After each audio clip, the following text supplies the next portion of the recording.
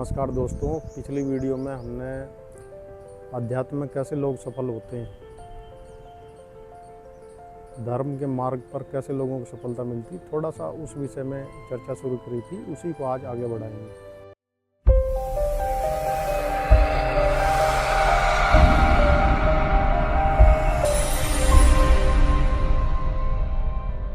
Schooling time में जब हम स्कूल जाते थे तो बसों से स्कूल जाते थे। प्राइवेट जो बसें होती हैं, स्कूल बस नहीं होती थी उस समय पे, और उसमें जो फेरी वाले लोग होते हैं वो प्रचार करते थे, अपनी आइटम बेचते थे।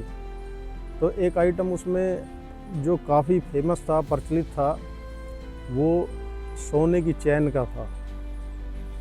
सोने की चैन वो बेचते थे और उनका एक स्लोगन था कि सोने से कम नहीं और खो जाए तो गम नहीं, और उसकी कीमत होती थी 5-10 रुपये, इससे ज़्यादा नहीं होती। ज़्यादातर लोगों के जीवन में धर्म का भी बस यही महत्व है, सत्य को भी बस वो यहीं तक ही समझते हैं। नकली सोने की चैन की तरह ज़्यादा धार्मिक बन के दिखाते हैं, यानी कि जो दिखते तो वो ज़्यादा धार्मिक है, लेकिन होते वो वैसे ही हैं जैसे नकली सोने की चैन होती है, जो कुछ समय में उसका रंग उतर जाता है तो मालूम पड़ जाती है कि ये कोई और ही मेटल है, सोना है ही नहीं। तो ऐसे ही जो तथाकथित सो कॉल्ड रिलीजियस लोग होते हैं, वो रिलीजन का एक मिसयूज करते हैं अपने उद्देश्यों को, स्वार्थ सिद्धियों को पूरा करने के लिए। धर्म का उनसे कोई लेना देना है नहीं।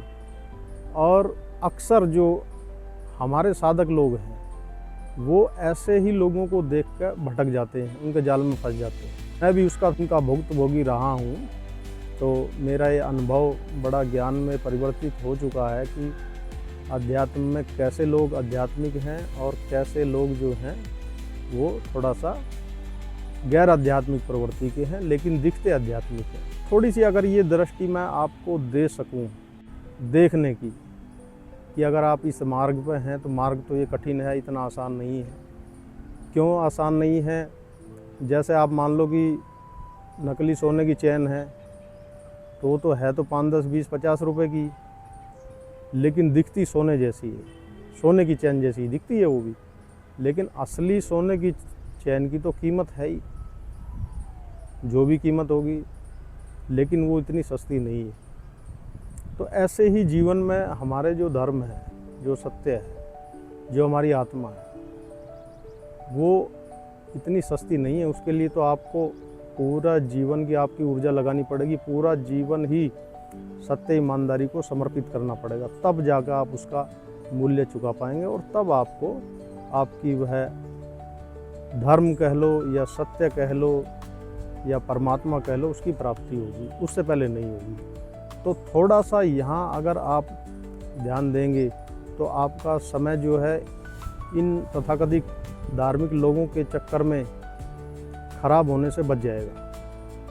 और यही मैं आपको इस वीडियो के माध्यम से समझाना चाहता हूँ। वीडियो में अंत तक बने रहिएगा और चैनल को सब्सक्राइब भी कीजिए, लाइक भी कीजिए, और जहाँ आप कुछ भी पूछना चाह रहे हैं, जो भी आपकी जिज्ञासा है, वो आप कमेंट बॉक्स में मैसेज भी करते रहिए। तो मेरा भी थोड़ा उससे आपके साथ सत्संग करने का उत्साह बना रहता, और एक मुझे भी मोटिवेशन मिलती है कि मैं इस सत्संग को इस चैनल के माध्यम से कंटिन्यू रखूं। देखो, धर्म और सत्य अलग अलग चीज़ें नहीं हैं, सब एक ही चीज़ है, एक ही चीज़ के पर्यायवाची है, सब परमात्मा के ही पर्यायवाची है। उसको धर्म कह लो, सत्य कह लो, उसको परमात्मा कह लो, आत्मा कह लो, कुछ भी आप नाम दे सकते हैं, वो चीज़ है एक ही। अब जो भी धर्म को मानने की हमारी परंपरागत तरीके हैं, उनसे तो आपको आत्मा की प्राप्ति मुश्किल ही है, क्योंकि वहाँ पर बहुत ज़्यादा अज्ञान है, अंधेरा है, और तरह तरह के छलावे हैं। ये भी कह सकते हैं कि इसमें कुछ लोग गलत भी घुस गए, झूठ को सत्य के नाम पर बेच रहे हैं। यहाँ पर मूल प्रश्न यही बनता है, फिर धर्म क्या है? आसान शब्दों में कहूँ तो धर्म की परिभाषा है प्रेम और शांति। जहाँ प्रेम होगा वहाँ शांति अपना आप ही हो जाएगी। तो जहाँ प्रेम है वहीं धर्म है, और मानव मात्र का एक ही धर्म है, वह है प्रेम। वह सब में कॉमन चीज़ है। उसके अलावा जो भी है वह अधर्म है। सिंपल सी व्याख्या इसकी यही है। अब धर्म के मुख्य घटक क्या हैं, फंक्शन क्या है धर्म का, कैसे पता चले कि धर्म क्या है? तो धर्म के फंक्शन ज़्यादातर दो ही हैं, मैं तो दो ही मानता हूँ, और वो दो कौन से हैं? कर्म और बोध। कर्म, जब आपका जीवन में आप कर्म करते हो तो कर्म से क्या होगा? परिणाम आएगा, कोई रिजल्ट आएगा। वो रिजल्ट अच्छा बुरा कुछ भी हो, उससे आपको एक ज्ञान होगा कि क्या सही है क्या गलत है, और ज्ञान से क्या होता है? बोध, और बोध से होगी मुक्ति, और मुक्ति से मोक्ष, अपनी परमानंद अवस्था में आप पहुंच गए। तो सिंपल सा प्रोसेस यही है। आध्यात्मिक होने का, धार्मिक होने का जो मैं समझ पाता हूँ, जो असली अर्थ है उसका, मेरी भाषा में, सरल भाषा में, वो अर्थ यही है कि अपने मन से कूड़ा करकट सब निकाल कर फेंक दो। अपने विकारों पर काम करना, जो वासनाओं पर काम करना, उनसे ऊपर उठना, यही एक धर्म है। और इसीलिए धर्म को व्यक्तिगत भी कहा जाता है कि ये एक आंतरिक मामला है, इसका बाहरी चीज़ों से कोई लेना देना नहीं है। इसमें कोई विशेषता नहीं है कि मैं सुपीरियर हूँ और कोई मुझसे कम है या मैं किसी से ज़्यादा। इसलिए अहंकार का टूटना ही इस मार्ग पर पहला कदम है। और अहंकार के मिटे बिना कोई व्यक्ति, चाहे कोई भी हो, उसमें कहता है आपसे, मैं आपसे प्रेम करता हूँ, बहुत प्रेम करता हूँ, आपके अलावा कोई मेरा है नहीं। कोई भी व्यक्ति जिसके अंदर अहंकार है, जब तक उसका अहंकार संपूर्ण रूप से समाप्त नहीं हो जाता, वो किसी से प्रेम कर ही नहीं सकता। और हर एक आदमी प्रेम ही तलाशता अपने जीवन में, जो भी ढूंढता प्रेम ही ढूंढता है। प्रेम और शांति जीवन में घटित कैसे होगा? प्रेम और शांति जीवन में घटित होगा अपनी खोज से।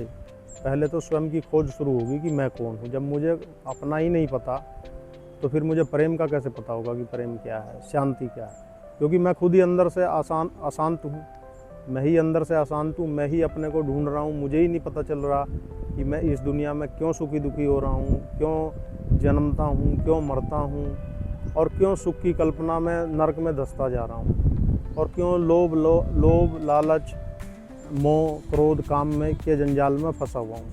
तो जब तक ये चीज़ें मेरी सॉल्व नहीं होंगी, मेरे मन से अशांति जाएगी नहीं, और जहाँ अशांति होगी वहाँ प्रेम कभी होगा नहीं। तो प्रेम को ढूंढोगे तो भी परमात्मा मिलेगा, सत्य को ढूंढोगे तो भी परमात्मा मिलेगा, धर्म को ढूंढोगे तो भी परमात्मा मिलेगा। इसके अलावा और कोई धर्म का प्रोसेस या मार्ग नहीं है।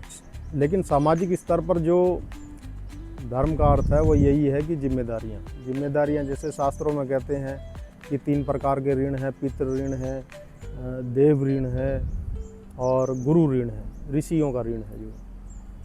और मैं चौथा एक ऋण और भी मानता हूँ, वो है भगवत प्राप्ति का भी ऋण, क्योंकि मनुष्य जीवन आपको मिला ही उस चीज़ के लिए।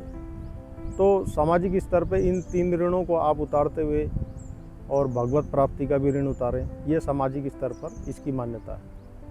3 ऋण वही जिम्मेदारियाँ, आप ईमानदारी से अगर अपना कोई भी काम करते हैं, तो देखो माता पिता से आपको जन्म मिला है, उनका ऋण तो है ही, क्योंकि कुछ करने लायक आपको उन्होंने ही पाल पोस के बड़ा किया है। तो जब उनके समय आए तो उस ऋण को आप उतारो, उनकी सेवा करो, वो एक प्राथमिकता है। और दूसरा क्या है कि देव ऋण है। देव ऋण में ये प्रकृति, ये हवा पानी जल आदि ये सब चीज़ें आ जाती हैं, देवता जितने भी प्रकार के हैं। तो इनका ऋण कैसे उतारोगे? कि तो इस प्रकृति को आप जैसी आपको मिली है उससे भी अच्छी हालत में आप छोड़ कर जाएँ, उसके प्रति अपना योगदान दें। कम से कम आप जो है पोल्यूशन करें, पेड़ पौधे लगाएं, प्रकृति को बचाएं, नदियों को बचाएं। तो ये सब देव ऋण में आ जाते हैं। और गुरु का ऋण क्या है? कि जो भी आपने कुछ सीखा है, चाहे आपको आत्मज्ञान हुआ है, चाहे आपको संसारिक ज्ञान हुआ है, वह आप समाज को दें, और देते भी हैं। अब जैसे किसी ने इंजीनियरिंग की पढ़ाई की है, तो उसने 20-25 साल 30 साल तक जो भी इंजीनियरिंग की पढ़ाई की है, उसके अलावा कुछ दे भी नहीं सकता। उसकी इंजीनियरिंग ही लोगों को काम आएगी, वही वह करना जानता, वही वह करेगा। तो ऐसे ही जिसने आत्मज्ञान के रास्ते में अपना पूरा समय दिया है, तो वह आत्मज्ञान ही लोगों को बांट सकता है, उसके अलावा वह कुछ नहीं दे सकता। तो ऐसा करते करते ये सब ऋण अपना आप ही उतर जाते हैं। सत्य ईमानदारी से अगर आप जीते हुए चले जाएं जीवन में, तो यह सब ऋण आपको पता भी नहीं चलेंगे कब उतर जाएंगे। इनमें सोचना समझना की कोई बात है ही नहीं। धर्म के संबंध में प्रतीकों का बस इतना ही महत्व है, जो भी आप मंदिर मस्जिद गिरजाघर देखते हैं, ये प्रतीक के रूप में आपको सिर्फ एक रिमाइंडर के लिए आपको स्मरण कराया जा सके कि आपका जीवन किस लिए हुआ है, आपका जन्म किस लिए हुआ है, आपके जीवन का उद्देश्य क्या है। आप उस परम सत्ता को कभी भूलें ना, बस उसका स्मरण आपको बना रहे, इतना मात्र ही प्रतीकों का अर्थ है। उसके बाद तो आपको वहाँ से आगे का मार्ग मिलना शुरू हो जाता है, जैसे ही आपकी रुचि उधर होती है। यह विरक्ति का मार्ग है, इसलिए इसका संसार से कोई लेना देना नहीं है, इसमें सांसारिक होने की कोई ज़रूरत ही नहीं है। इसीलिए जो है धर्म आदमी का एक प्राइवेट उसकी एक्टिविटी है, मन की एक क्रिया है, मन को समझने की उसकी एक क्रिया है, जिसको बिना दिखावे के, बिना शो ऑफ के आप एक नॉर्मल डेली लाइफ रूटीन में भी कर सकते हैं, गृहस्थ जीवन में भी कर सकते हैं, अगर स्टूडेंट है तो वहाँ भी कर सकते हैं। कहीं भी आप अपना मनन चिंतन कुछ समय अपने लिए अकेले में निकाल सकते हैं और वहीं से इसकी यात्रा शुरू हो सकती है। परमात्मा भी जिनको अपनी शरणागति देना चाहते हैं, जिनको आत्मबोध कराना चाहते हैं, संसार से उनका दिल बार बार वो तोड़ते ही हैं, और तब तक तोड़ते हैं जब तक उनका हृदय बंधन से, वासनाओं के बंधन से, विषयों के बंधन से, भोग की इच्छा से मुक्त ना हो जाए। तो कुल मिलाकर धर्म का आचरण करते हुए, शुभ कर्म करते हुए आत्मबोध की प्राप्ति ही सत्य को पाना, धर्म को पाना या धर्म है या सत्य है, यही सत्य है, इसके अलावा सत्य नहीं है। खुद से जब खुद का मिलना होता तो आदमी खुदा भी बन जाता है, क्योंकि आदमी ही, वेदांत में भी यही कहा गया है कि जीव ही ब्रह्म है और ब्रह्म ही जीव है। तो दो चीज़ नहीं, जीवात्मा से परमात्मा के इस सफ़र में, इस YouTube चैनल के माध्यम से मैं आपके साथ बना ही रहूँगा, और जो भी मैं आपकी सहायता कर सकता हूँ सत्संग के माध्यम से, उसके लिए आप कभी भी मेरे को, मैं डिस्क्रिप्शन में अपना फ़ोन नंबर डाल दूँगा, व्हाट्सएप करके मैसेज भी कर सकते हैं, और समय एक निर्धारित करके उस पर आगे व्यक्तिगत चर्चा के लिए भी मैं जो है अपना समय देने को तैयार हूँ। तो आज की यह चर्चा यहीं समाप्त करते हैं। समय देने के लिए, मुझे सुनने के लिए सभी का बहुत बहुत धन्यवाद, सभी का बहुत बहुत नमस्कार।